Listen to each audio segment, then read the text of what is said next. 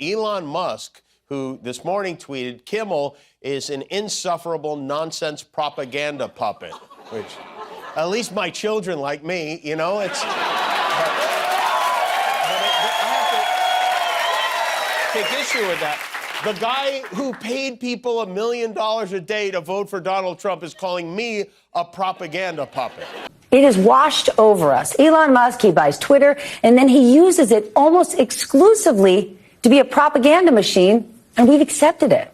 We've accepted a narrative that despite an actually great economic recovery, the vibes don't feel good. Well, I think it's a little weird, right? I mean, Elon Musk seems to be everywhere at all times. He's like secretary of everything, and at the same time, he's like first lady. The other day, I saw this picture of him. It was a picture of Trump with his entire family, except Melania, but Elon Musk was there. And now you hear about this. There's obviously also conflicts of interest. This is somebody who has contracts with the Department of Defense. This is somebody who has Starlink. That's a big part of what's going on in Ukraine. I find it a little weird, but as Scott said, they won. He gets to do whatever he wants, and if he wants Elon everywhere all the time, that's what's going to happen. Yes, I thought by now these people would stop. The mainstream media cannot stop. They are going after Elon Musk, crying every single day after the elections. When I watch CNN, MNBC, and even Jimmy crying about Elon Musk, that should tell you something. They never expected that he's a fake who he'll resort. Taking a look at this tweet, Anna says that Elon Musk is President Trump's first lady. She really got along with that one. Guess he would just give up now that he is being seen by just a genius. Elon Musk appeared on a photo.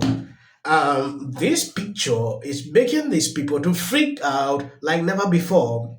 I knew that after the elections, this will happen. Then just imagine if Trump never won, what they would do to Elon Musk.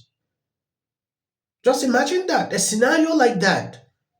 The man would have been finished. They would do everything possible. He should go down. Easiest and most effective form of protest you have right now that you can start immediately, put a mask back on.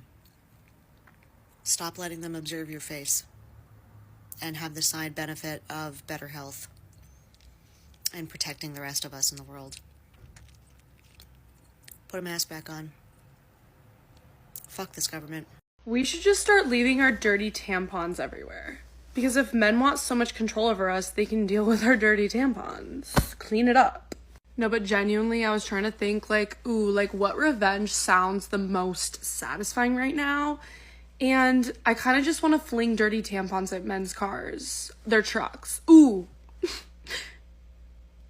Yes, let's assume that these crazy Libras carry out all this. At the end, what will happen? Imagine you throwing tampons, imagine you wear them, imagine you shaving your, imagine what will happen at the end? I want you to know the end result after all these crazy videos circulating on social media. Sometimes I just want to be speechless when I see it, but I'm tempted to react, share my thought. It is crazy at this point.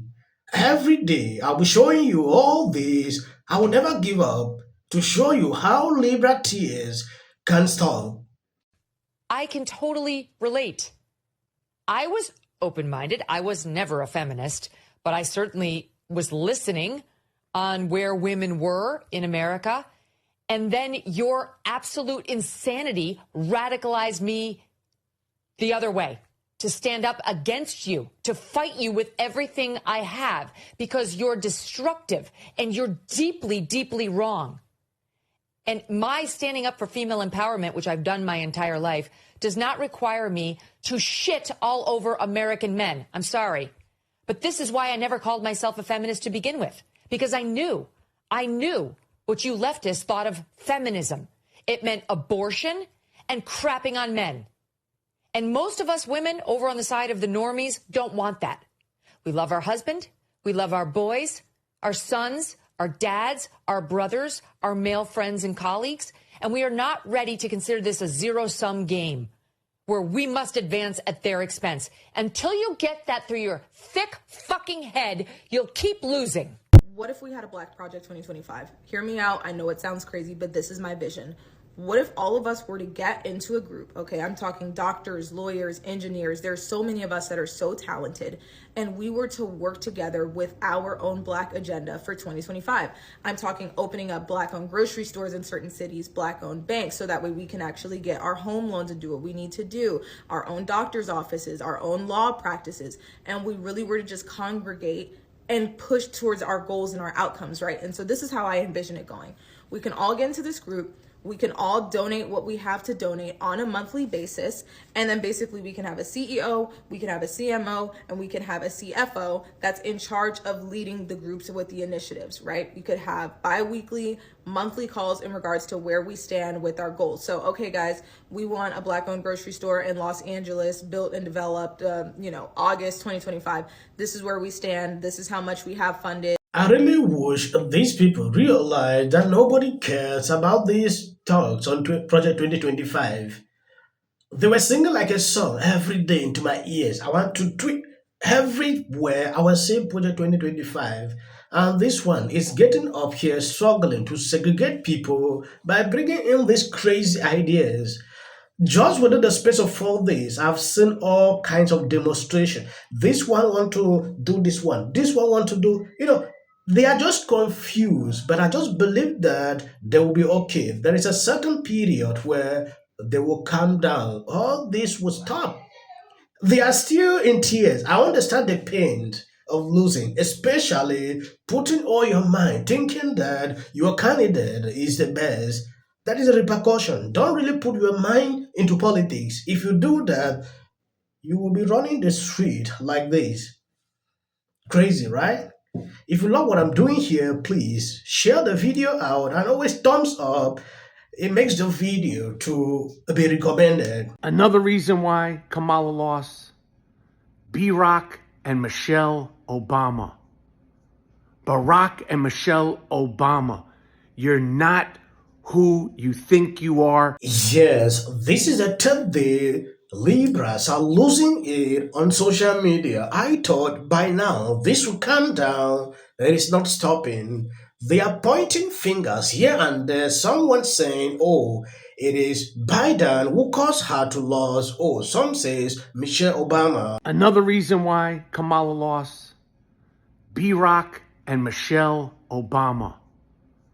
Barack and Michelle Obama, you're not who you think you are anymore. You're movie producers. You're almost billionaires. You can't show up every 4 years and talk that shit.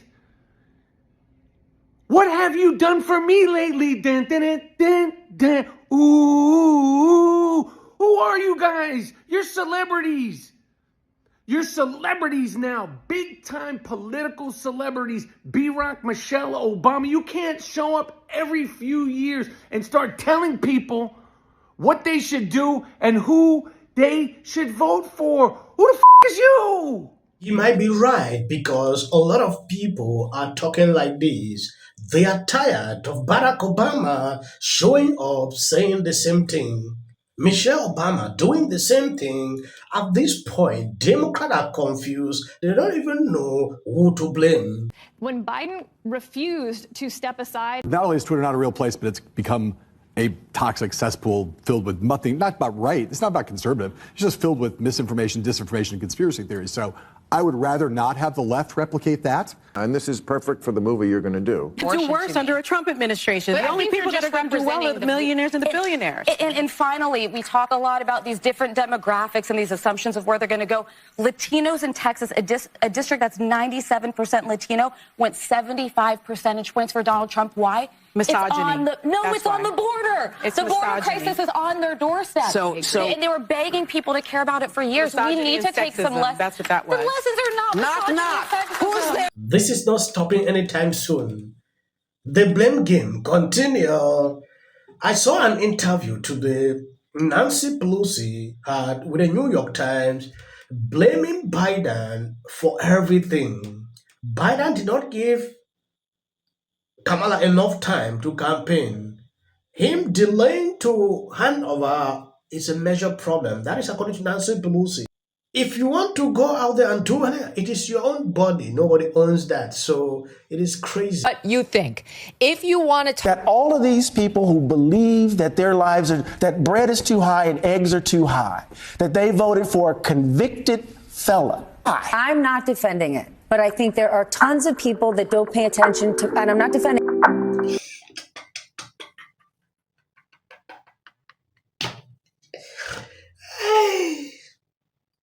I want you to know what would change after doing this. These people are getting out of hand. Comes out against Trump. I don't care if they write that. So, with that, I'm going to shake it off. Figure out a way to say thank you. No matter how you disagree with someone politically, you should never pray for this. Elected that guy. I mention that guy's name. He's such an absolute prick. I can't stand him. But anyway, it's just my thought bubble out loud. We took a look at some of their reactions to the news of Trump's win. Look at this. Hey there. How are you doing? If you watch this show regularly, I'm guessing you're not doing great. Yeah, me neither. Let's be honest, it was a terrible night. What will the rest of us be doing on day one? Now's the time to stand in solidarity with our friends, with our neighbors. Well, Bishop Vigano, he says that the